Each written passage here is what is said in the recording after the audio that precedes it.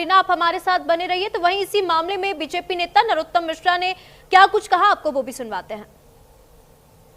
हमारे साथ बातचीत करने के लिए बीजेपी के वरिष्ठ नेता और पूर्व गृह मंत्री मध्य प्रदेश के, जिनसे बात करते हैं और जानते हैं कि आखिरकार जो कप सिरप वाला मामला है सर, जिसमें सबसे ज़्यादा अभी तक 12 मौतें निकलकर सामने आई हैं, राजस्थान और मध्य प्रदेश से खास करके जुड़ा मामला सामने आ रहा है।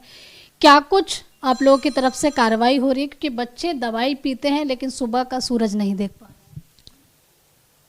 दुखद प्रसंग है वो, हमारे नौनिहाल नहीं रहे हैं, लेकिन जहाँ तक आदरणीय मोहन यादव जी की सरकार है उसने तत्काल कार्रवाई की है।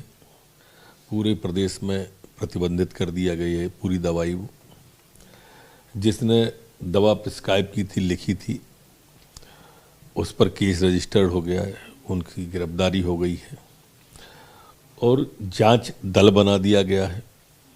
जो सरकार के स्तर पर कार्रवाई थी वो लगातार चल रही है और सख्ती के साथ चल रही है।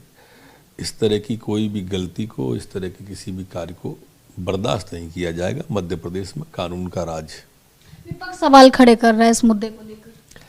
देखिए, संवेदनशील विषय है, बच्चों का विषय है, हर जगह राजनीति नहीं करना चाहिए।